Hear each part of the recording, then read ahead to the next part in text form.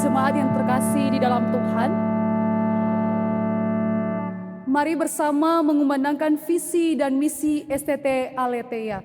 Visi, menjadi lembaga pendidikan tinggi gerejawi yang memperlengkapi para pemimpin gereja untuk berteologi reform secara kritis, berkemampuan menggembalakan, dan berkarakter serupa Kristus.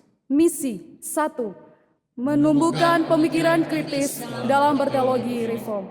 2. Mengembangkan kemampuan penggembalaan melalui pendidikan kepemimpinan hamba, servant leadership. 3. Membentuk karakter serupa Kristus melalui pemuridan.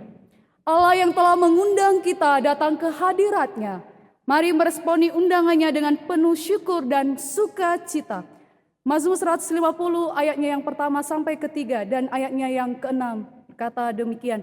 Haleluya, pujilah Allah dalam tempat kudus-Nya. Pujilah Dia dalam cakrawalanya yang kuat. Pujilah Dia karena segala keperkasaannya. Pujilah Dia sesuai dengan kebesarannya yang hebat. Biarlah segala yang bernafas memuji Tuhan. Haleluya, pujilah Allah.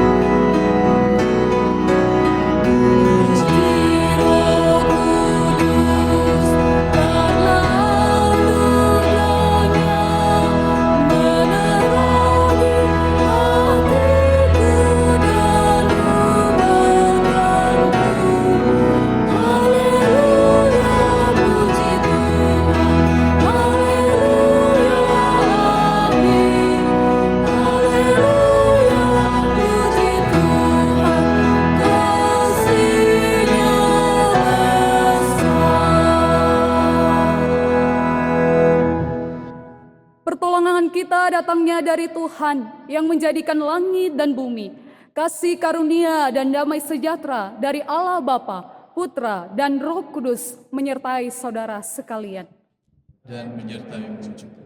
Jemaat dipersilakan duduk kembali.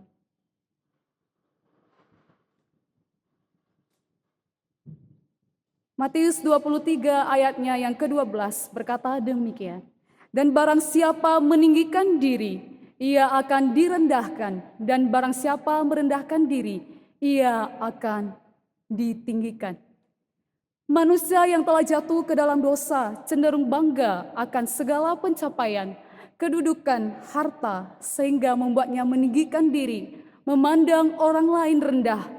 Hidupnya tidak lagi mengarah kepada Tuhan, bahkan menggantikan posisi Tuhan yang seharusnya menjadi pusat hidupnya.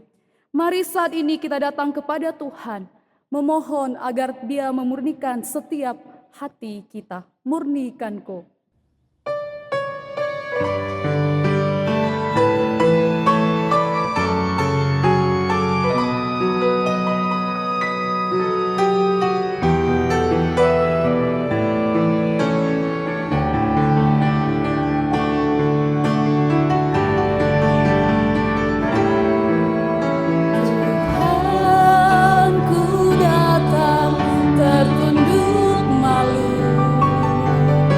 Engkau lihat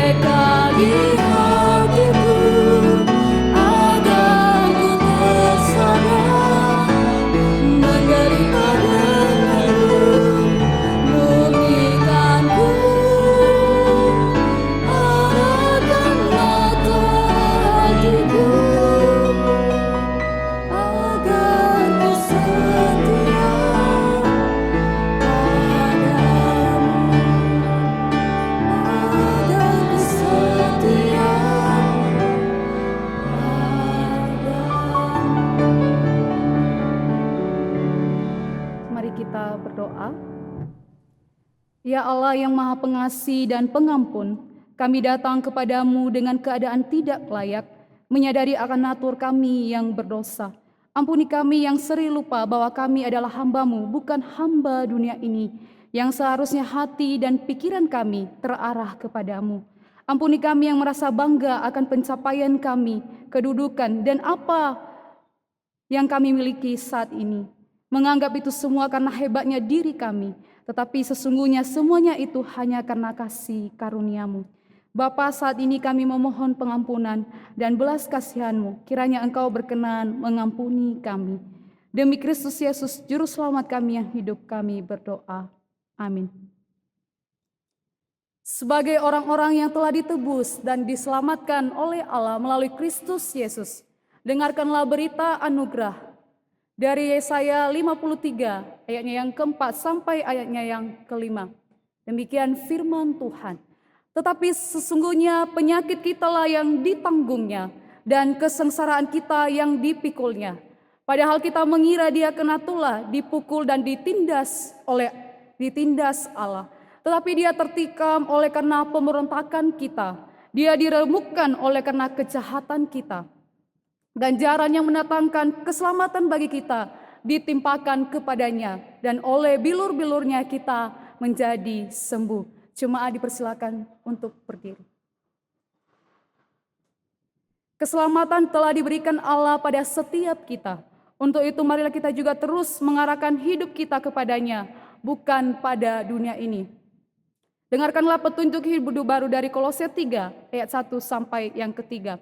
Karena itu kalau kamu dibangkitkan bersama dengan Kristus, carilah perkara yang di atas, di mana Kristus ada, duduk di sebelah kanan Allah. Pikirkanlah perkara yang di atas, bukan yang di bumi. Sebab kamu telah mati dan hidupmu tersembunyi bersama dengan Kristus di dalam Allah. Jemaat dipersilakan duduk kembali.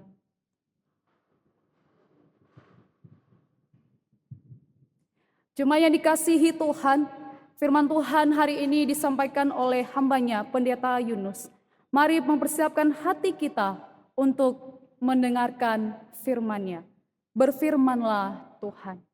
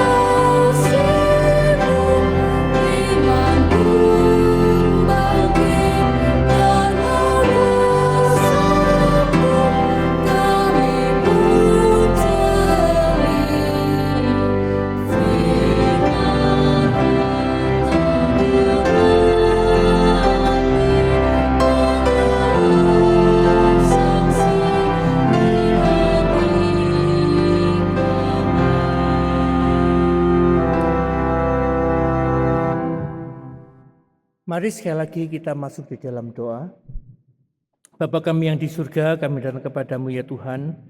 Saat ini tibalah waktunya bagi kami semua untuk membaca dan merenungkan sebagian firman-Mu ya Tuhan. Dan kiranya Roh Kudus-Mu turun ke atas kami, memberikan pencerahan di dalam hati dan pikiran kami, supaya ketika kami merenungkannya, ini semua adalah agenda-agenda-Mu ya Tuhan, perintah-perintah-Mu yang kami renungkan dan yang kami pikirkan. Terima kasih Bapa, inilah doa kami yang kami naikkan dalam nama Tuhan Yesus. Amin. Selamat pagi Bapak Ibu Saudara semua. Secara khusus kami menyambut kedatangan para mahasiswa S2 yang sudah sejak beberapa hari yang lalu telah datang ke kampus tercinta kita dan memulai perkuliahan secara onsite. Selamat datang. Ya, pagi hari ini kita akan merenungkan firman Tuhan. Namun saya akan awali dengan sebuah, lihatnya di situ ya, nggak bisa. Ini adalah sebuah survei yang baru dilaksanakan. Sebenarnya tiap tahun mereka melaksanakannya, tetapi ini data yang terakhir yaitu tahun 2024. Sebuah survei yang dilakukan oleh CEO World Magazine tahun 2024 dengan melibatkan 820.000 responden dan dari 140 negara. Survei yang dilakukan adalah negara mana yang paling religius ya di dunia. Tapi yang kemudian yang saya pilih di sini adalah khusus yang Asia Tenggara. Dan ternyata Indonesia posisi nomor 1 sebagai negara yang paling religius di Asia Tenggara. Dengan rate sekitar 98,7%, kemudian diikuti oleh Thailand 97%, Myanmar 97%, Laos 97%, Malaysia 96%, Filipina 96%, Kamboja 96%, Singapura 70%, dan yang mengagetkan Vietnam 30%. Jadi paling enggak religius itu Vietnam, ternyata di Asia Tenggara. Sedangkan di ranking dunia, Indonesia nomor 7. Ranking dunia, Indonesia nomor 7. Yang nomor 1 adalah Somalia. Nomor 2 Nigeria. Nomor 3 Bangladesh. Nomor 4 Ethiopia. Nomor 5 Yaman, nomor 6 Malawi, dan Indonesia nomor yang ke-7. Nah, tentunya kita bertanya-tanya definisi dari religius itu gimana? Batasan-batasan dari survei ini tentang definisi religius itu gimana? Nah, menurut tim dari CEO World ini mengatakan bahwa istilah religius berarti mengabdi kepada ketuhanan, lepas dari agamanya apa ya. Mengabdi kepada keyakinan atau praktek agama dengan setia dan teliti. Namun tentunya penafsiran istilah ini mungkin berbeda-beda bagi setiap orang maupun setiap negara. Nah, ini menandakan bahwa memang survei ini dilakukan secara global dan kemungkinan bahwa definisi religius itu pasti berbeda tingkatannya. Anyway, bahwa Indonesia terletak pada tingkat atau level yang mungkin bagi kita membanggakan. Tingkat dunia kita nomor 7 loh. Di Asia Tenggara kita nomor 1 sebagai negara yang paling religius. Nah, Bapak Ibu Saudara, apakah ini merupakan satu kebanggaan atau mungkin juga kita bisa gunakan sebagai satu refleksi bagi kita? Benarkah kalau kita ini sebagai negara yang paling religius di Asia Tenggara? Nah, apakah kehidupan orang-orang Indonesia ya tidak melihat agamanya apa ya? Apakah sudah mencerminkan titel tadi bahwa kita adalah negara yang paling religius?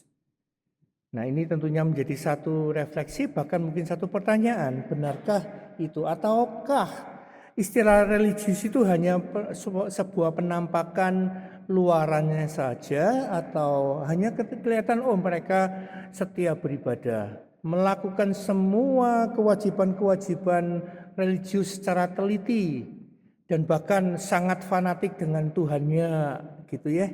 Nah, tetapi apakah itu kemudian nyata dalam kehidupan sehari-hari, merupakan suatu kehidupan yang memang tidak hanya tampak dari luarannya saja, tetapi benar-benar itu merupakan kehidupan yang hakiki, yang sejati dari kita orang Indonesia. Hal ini mirip terjadi yang dicatat di dalam Matius 19 tentang orang muda yang kaya. Orang muda yang kaya yang suatu hari, ini dari Matius 19 ya. Orang muda kaya kemudian datang kepada Yesus, kemudian bertanya kepada Yesus, bagaimana supaya saya bisa masuk surga. Dan kemudian tentunya Yesus menjawab, yaitu lakukan semua yang dihukum Taurat. Jangan membunuh, jangan berzina, dan bla bla bla bla bla. Kemudian orang muda ini ngomong, saya sudah melakukannya itu. Kasihlah Tuhan Allahmu dengan segenap hatimu, kasihlah sesamamu. Aku sudah melakukan itu sesuai dengan aturan hukum Taurat. Nah, ini orang muda ini mirip dengan apa yang mungkin ditampakkan dari survei tadi, bahwa kehidupan religiusnya sangat baik. Mungkin di mata orang-orang Yahudi, orang muda ini merupakan suatu figur atau contoh sebagai orang muda yang taat agama. Dia mempunyai sebuah religious pride. Sampai pun datang kepada Yesus pun ngomong, ya, aku orang yang rohani, melakukan semua hukum Taurat yang telah diajarkan menurut agama orang Yahudi. Bahkan karena dia seorang yang religius, bahkan seorang yang kaya, orang yang muda, gadis mana yang gak tertarik? Ya kan? Secara sosial dia juga punya sebuah social pride. Di hadapan masyarakat, wah, dia sangat dipandang tentunya. Tidak hanya sebagai seorang religius, tapi seorang yang kaya, yang berhasil, muda lagi. Secara social pride dia pada posisi yang tinggi. Bahkan mungkin bagi dirinya sendiri dia berpikir, I have a perfect life. Aku mempunyai hidup yang sempurna. Segala sesuatu yang baik sudah ada dalam diriku. Tapi kemudian ketika dia bertanya kepada Yesus, adakah hal yang lain yang harus kuperbuat? Lalu Yesus ngomong, jualah hartamu, bagikanlah kepada orang-orang yang membutuhkan.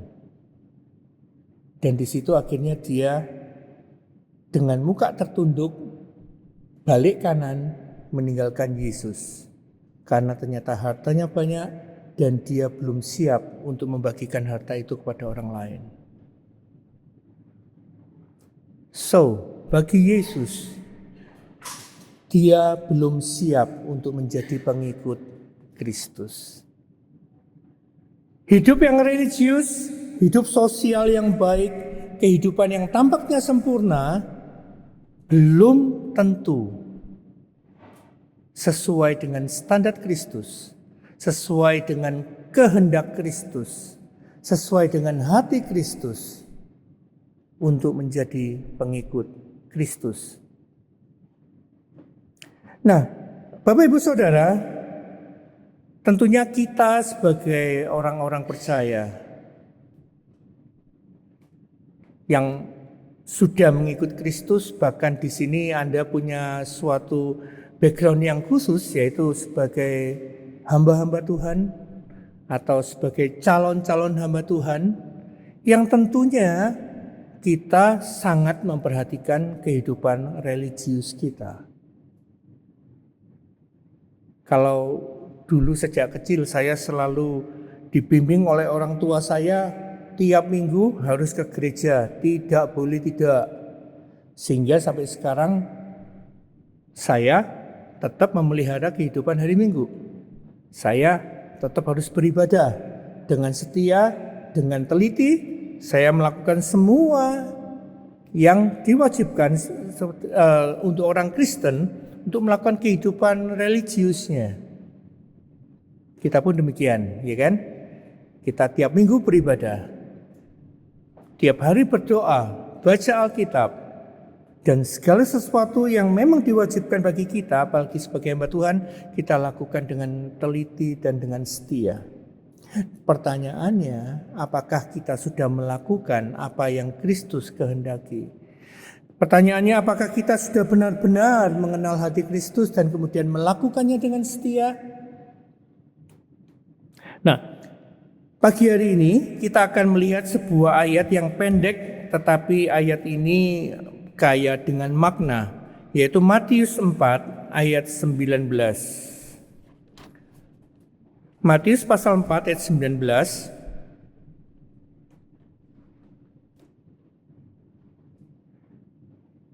Yesus berkata kepada mereka, "Mari ikutlah aku dan kamu akan kujadikan penjala manusia." Yesus berkata kepada mereka ini adalah ini peristiwa ketika Yesus memanggil murid-muridnya. Jadi awal perjalanan pelayanan Yesus di dunia ini diawali dengan Yesus memanggil para murid-muridnya. Dan pada waktu itu ada Andreas dan kemudian ada Petrus yang sedang sibuk dengan kegiatan sehari-hari untuk mencari nafkah mereka, yaitu menjadi nelayan.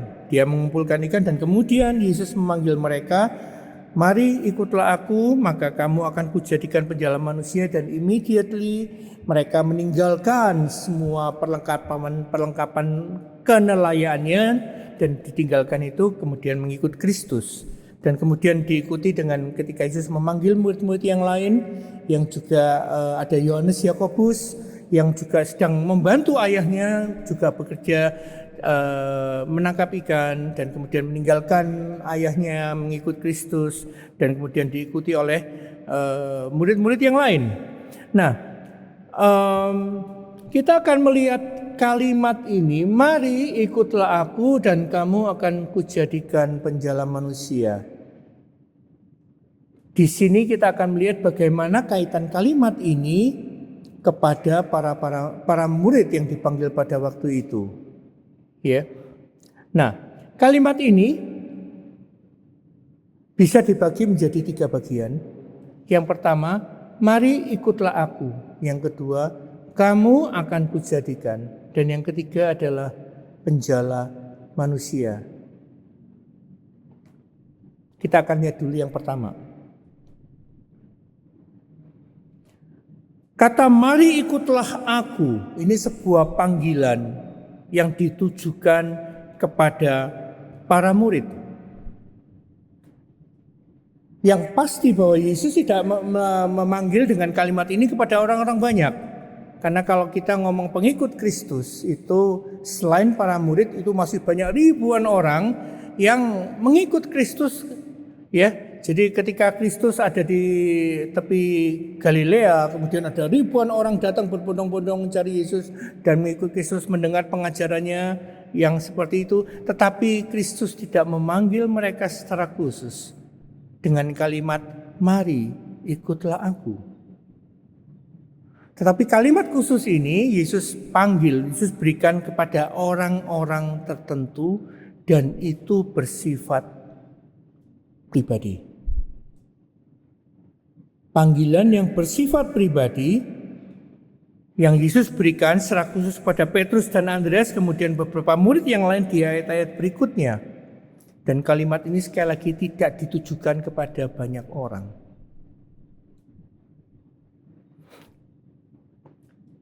Yang kedua, ketika "mari ikutlah aku", kita dipanggil menjadi untuk pengikut Kristus, maka pada titik itu sebenarnya itu adalah awal kehidupan kita sebagai orang percaya yang mengaku percaya kepada Kristus sebagai satu-satunya juru selamat. Dan kita pada titik itu ketika kita mengikut Kristus, kita harus meninggalkan hal-hal yang lain. Seperti Petrus Andreas, Yohanes, Yakobus meninggalkan orang tuanya, meninggalkan pekerjaannya sehari-hari, dia tinggalkan, totally tinggalkan, kemudian mengikut Kristus. Nah, demikian juga ketika Yesus memanggil kita dan disitulah awal kita mengikut Kristus. Maka panggilan ini mempunyai makna bahwa kita harus tinggalkan apa yang kita ikuti di masa yang lampau. Saya nggak tahu sebelum kita bertobat dan percaya pada Yesus kita mengikut siapa. Mungkin kita mengikut ada Allah lain, atau mungkin kita mengikuti apa yang menjadi kehebatan kita, kepintaran kita, kekayaan kita. Banyak hal yang bisa kita ikuti sebelum kita mengikut Kristus. Tetapi panggilan ini punya konsekuensi, kita harus tinggalkan itu. Dan kemudian berserah secara total mengikut Kristus. Mengikut Kristus berarti kita berbalik arah dan kemudian meninggalkan apa yang sebelumnya kita ikuti dan kemudian mengikut Kristus. Dan pada titik itu selanjutnya adalah kita memulai sebuah relasi secara pribadi dengan Kristus.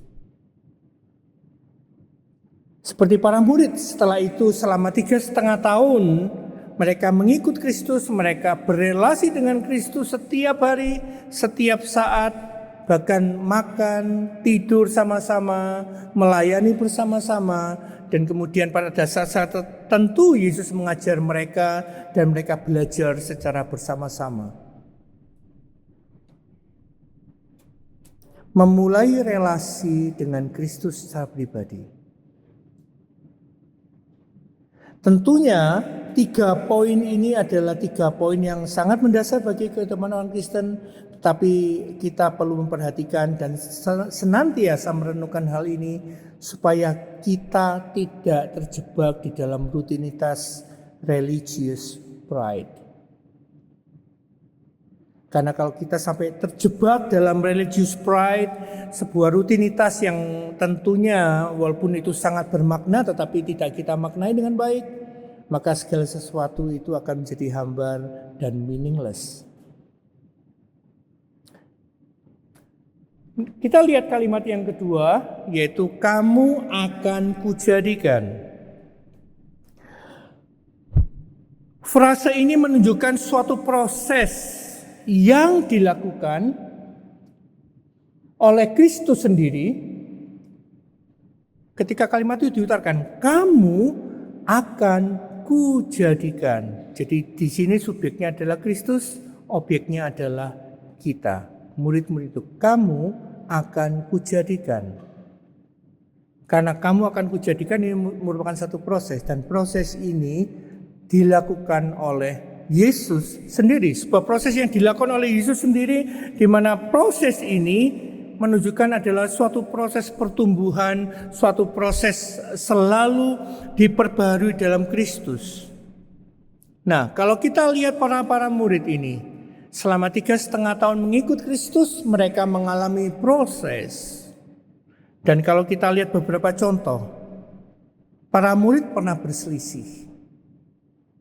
Siapakah yang terbesar di antara kita yang layak duduk di sebelah kanan Yesus ketika Yesus memerintah? Mereka berselisih loh. Atau Matius pemungut cukai yang belajar untuk tidak menipu orang lain lagi. Atau Petrus yang dulunya sombong, merasa murid yang paling hebat, tapi akhirnya kesombongannya ditaklukkan oleh ayam berkokok. Atau Paulus yang sebelumnya adalah penganiaya jemaat, diproses untuk menjadi buta terlebih dahulu. Juga dulu Thomas yang dulunya skeptis dan berubah menjadi seorang pemberani. Ini proses yang Yesus lakukan sendiri kepada diri para murid-muridnya, sehingga pada akhirnya mereka siap untuk mengemban tugas, panggilan yang Yesus sudah berikan pada mereka. Tidak hanya melakukan sebuah religious pride, bukan. Tetapi melakukan apa yang Kristus kehendaki. Dan pada akhirnya para murid itu pergi ke seluruh dunia dan mengabarkan Injil. Bahkan hampir semua dari mereka itu mati syahid. Petrus disalib sungsang, sedangkan saudaranya Andreas disalib miring. Yohanes disiram minyak panas dan dibuang di Pulau Patmos. Thomas mati tertusuk tombak di India. Yakobus dibunuh dengan pedang oleh Raja Herodes. Markus mati karena diseret kuda.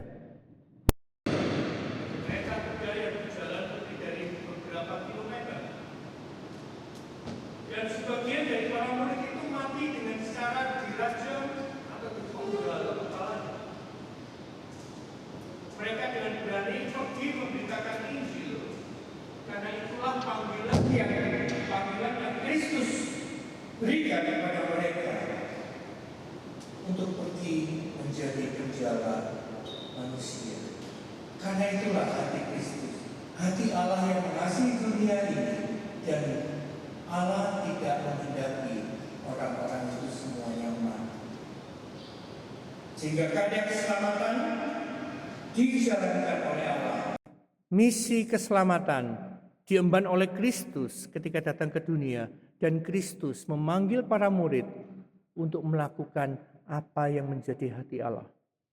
Sebuah proses yang Kristus lakukan sendiri di dalam diri itu, dan itu sebuah karya yang Kristus lakukan untuk mempersiapkan semua murid-muridnya termasuk kita untuk mengemban tugas panggilan itu, yaitu yang menjadi rencana Allah melalui Kristus, yaitu karya keselamatan, dan kita diberikan waktu dan kesempatan untuk bekerja bersama-sama.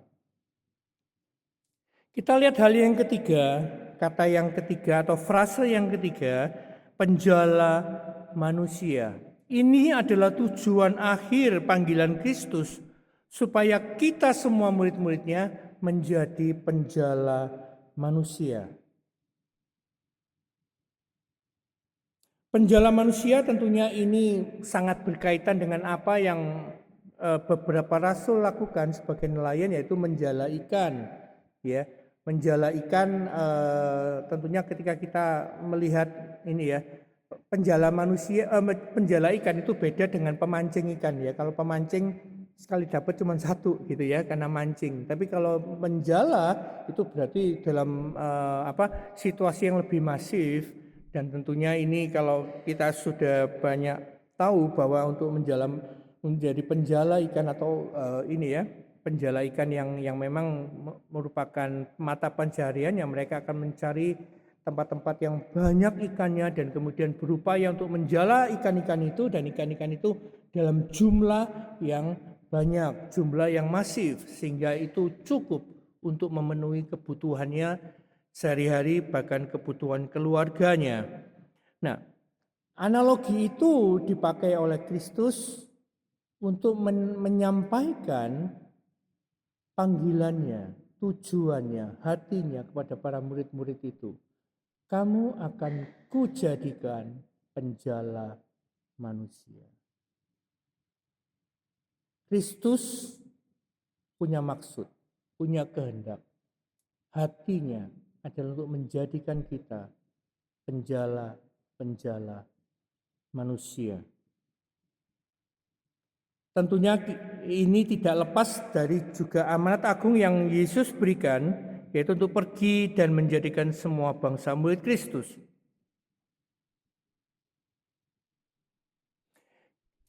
Kita dipanggil tidak hanya untuk kepentingan kita sendiri.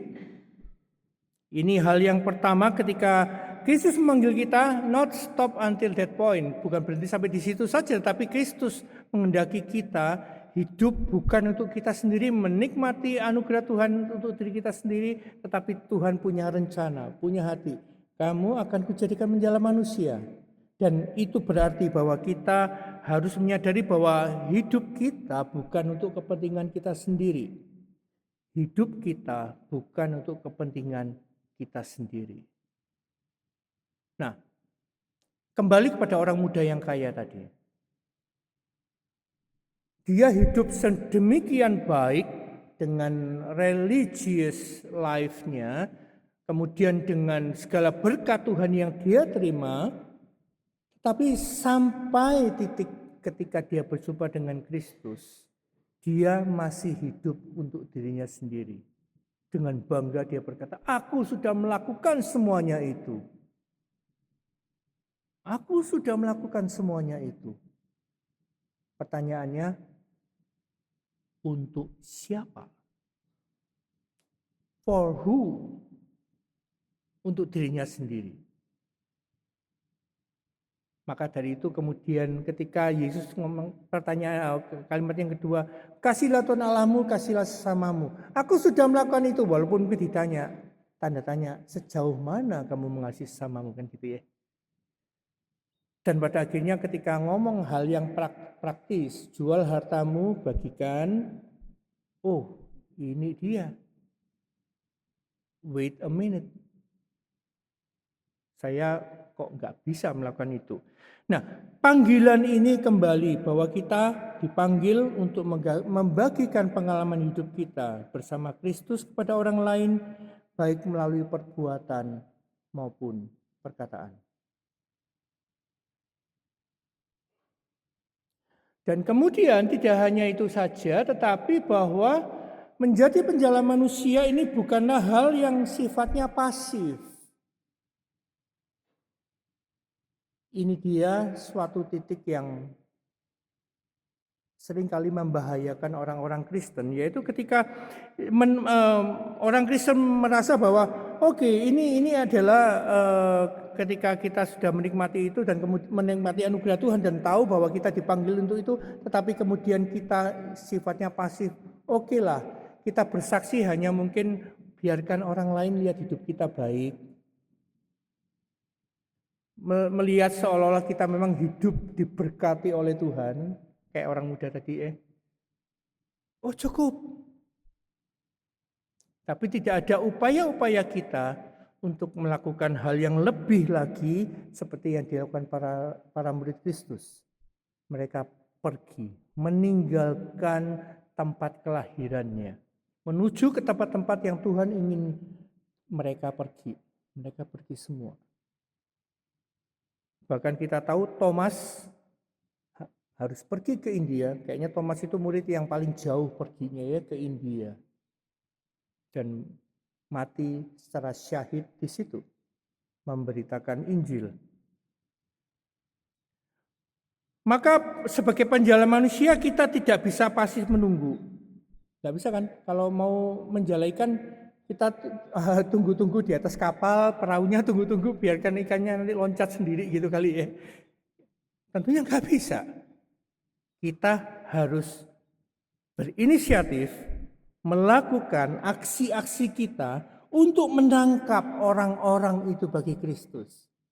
Menjala orang-orang itu, menangkap orang-orang itu bagi Kristus. Dan di dalam hal ini kita juga tidak bisa bergerak sendiri. Kita perlu bersinergi dengan orang-orang lain. Kita lihat bahkan di cerita di Injil pun terjadi ketika suatu saat para murid itu menangkap begitu banyak ikan. Dan kemudian mereka minta tolong karena satu kapal aja nggak bisa. Harus 2 kapal. Sehingga dipanggillah rekan-rekan yang lain, ayo bantu. Dan mereka bersinergi dan akhirnya bisa menangkap sejumlah besar ikan. Sebagai penutup saya mengutip perkataan dari Charles Spurgeon yang kalau diterjemahkan itu seperti ini. Ketika berada di Danau Como di Bellagio, Italia, saya melihat banyak orang sedang menangkap ikan. Mereka memiliki obor di atas perahu-perahu mereka. Ini kita tahu bahwa ini abad-abad 19 akhir gitu ya. Jadi tentunya belum ada lampu LED, belum ada diesel, belum ada apa gitu ya. Penerangan mereka pakai obor. Sehingga ikan-ikan datang ketika melihat cahaya obor itu. Kita harus tahu bagaimana dapat menarik perhatian ikan-ikan itu untuk datang. Kita harus tahu bahwa kita juga perlu mempersiapkan umpan-umpan untuk ikan-ikan itu. Kita juga harus tahu bagaimana memikat orang lain sehingga para pengkhotbah melakukan hal ini untuk di dalam khotbahnya tentunya ini karena konteks pengkhotbah juga menggunakan gambar, simbol dan ilustrasi untuk memikat orang-orang lain itu. Kita harus tahu bagaimana menangkap ikan-ikan itu. Lemparlah umpanmu terlebih dahulu. Nah, sebenarnya yang dikatakan oleh Charles Spurgeon ini adalah sebuah kegiatan yang memang lazim dilakukan oleh para nelayan. Ya. Jadi para nelayan tahu untuk memikat, ya kalau orang nangkep ikan selalu malam ya, kebanyakan malam kalau mau ininya. Kalau siang enggak ada sih nelayan berangkat siang-siang. Malam, dan ketika malam dengan obor itu akhirnya ikan-ikan tertarik untuk datang kumpul. Tapi setelah gitu apakah cukup ikannya kumpul lalu tiba-tiba ikannya bisa langsung masuk ke dalam kapal? Enggak bisa. Dikumpulkan dulu tahap pertama. Tahap yang kedua, siapkan umpan, kemudian dijala. Ya. Jadi kalau kita melihat ini para nelayan-nelayan itu tentunya umpan itu ditaruh di dalam jala-jala gitu ya. Jala-jala itu sudah diiketin umpan-umpan dan kemudian jala itu dilempar dan ikan yang sudah ngumpul tadi itu akan lebih gampang untuk ditangkap dan pada akhirnya mereka bisa menangkap banyak ikan. Ini butuh strategi, Bapak Ibu semua. Ketika kita sudah mengenal bahwa kita tidak hanya hidup untuk diri kita sendiri, sebagai orang yang religius itu baik, tetapi tidak berhenti sampai di situ. Kita punya panggilan, dan ketika kita punya panggilan, mari kita lakukannya dengan setia. Bagaimana kita akhirnya bersinergi, berstrategi untuk bisa menjala banyak orang bagi Kristus. Untuk itulah kita dipanggil, untuk itulah kita dipersiapkan di tempat ini. Karena kita sudah dipanggil, kita sedang diproses oleh Tuhan untuk menjadi penjala-penjala manusia. Mari kita berdoa. Bapa kami yang di surga, kami datang kepadamu ya Tuhan, kami bersyukur untuk firman yang baru saja kami renungkan ya Tuhan, dan banyak kesaksian-kesaksian yang telah kami dengar melalui para rasul-Mu, para murid-Mu yang telah begitu setia Engkau bentuk dan begitu setia mereka melakukan panggilan mereka, bahkan mereka pun mengorbankan jiwanya, hidupnya untuk memenuhi panggilan-Mu menjadi penjala-penjala manusia, mengabarkan Injil Kerajaan Surga, memberitakan keselamatan yang Kau berikan kepada manusia, kepada kami semua ya Tuhan. Dan doa kami saat ini untuk kami yang di tempat ini, kiranya pembentukan-Mu boleh terus berjalan ya Tuhan, sehingga kami boleh menjadi hamba-hamba-Mu yang setia tidak hanya dalam kehidupan religius kami, tetapi kami mampu untuk keluar dan kami mengemban apa yang menjadi kehendak-Mu, yang menjadi hati-Mu, yaitu menyelamatkan banyak orang dan membawanya kepada Kristus. Terima kasih Bapa, inilah doa kami yang kami naikkan dalam Tuhan Yesus. Amin. Saya serahkan kembali.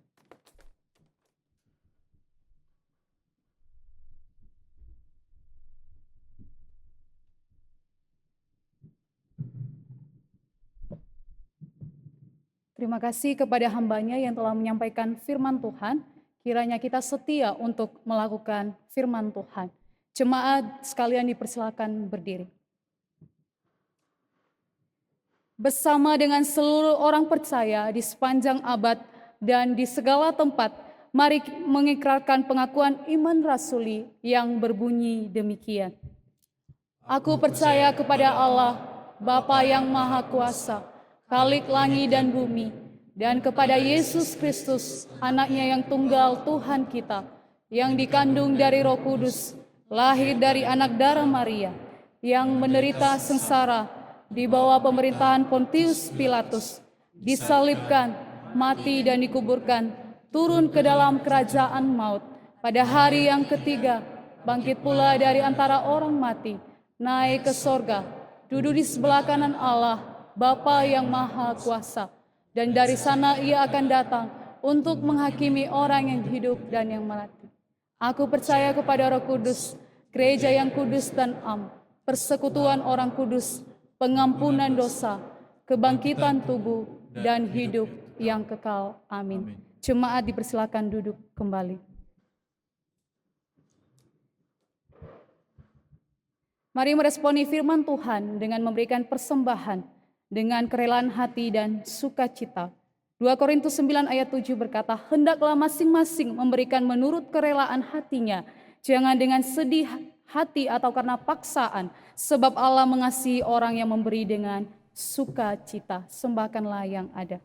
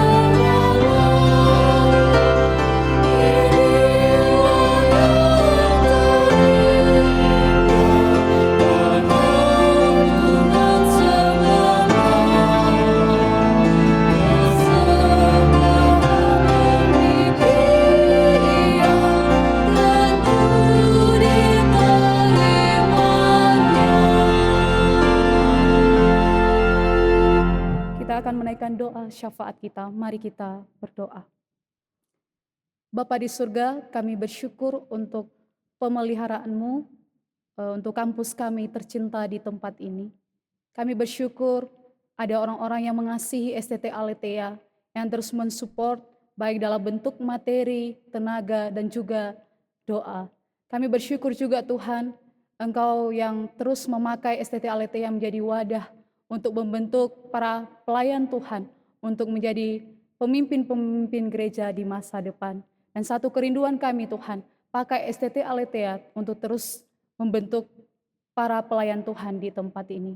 Kami juga berdoa saat ini Tuhan untuk para dosen, staf, mahasiswa, dan juga para pekerja lapangan Kiranya Engkau memberikan kekuatan dan memampukan di dalam mengerjakan pekerjaan Tuhan di tempat ini. Kiranya Engkau berikan hati yang sungguh-sungguh dan bekerja dengan maksimal untuk kemuliaan nama Tuhan.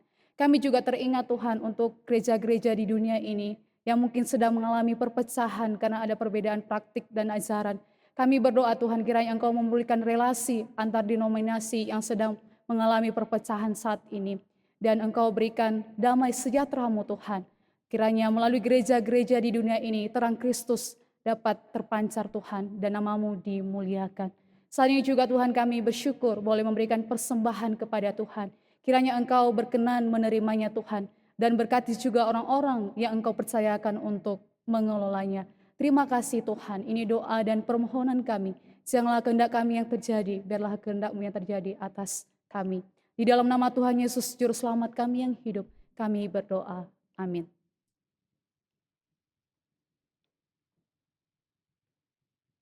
Jemaat dipersilakan berdiri. Kita akan mengakhiri ibadah kita pada pagi hari ini. Sebab segala sesuatu adalah dari Dia dan oleh Dia dan kepada Dia. Doksologi dan berkat disampaikan oleh Pendeta Yunus.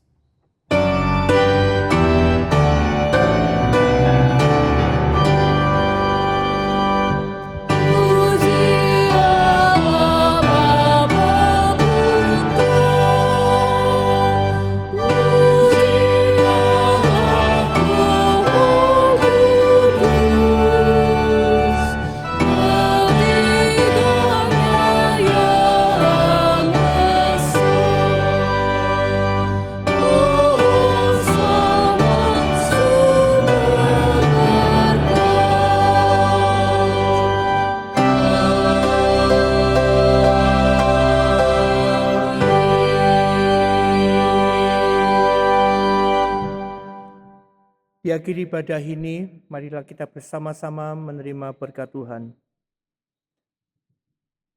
Kiranya kasih Allah Bapa yang telah mengutus anaknya yang tunggal turun ke dunia, menjadi juru selamat, dan kiranya kasih dari Yesus Kristus yang penuh dengan pengorbanan, yang juga telah mengangkat kita menjadi saudara-saudara dalamnya, dan persekutuan dengan Roh Kudus akan menguatkan kita sekalian dan memimpin kita untuk menjadi penjala-penjala manusia, mengemban tugas pelayanan yang telah Tuhan berikan kepada kita. Dari sekarang sampai Yesus datang kembali. Amin.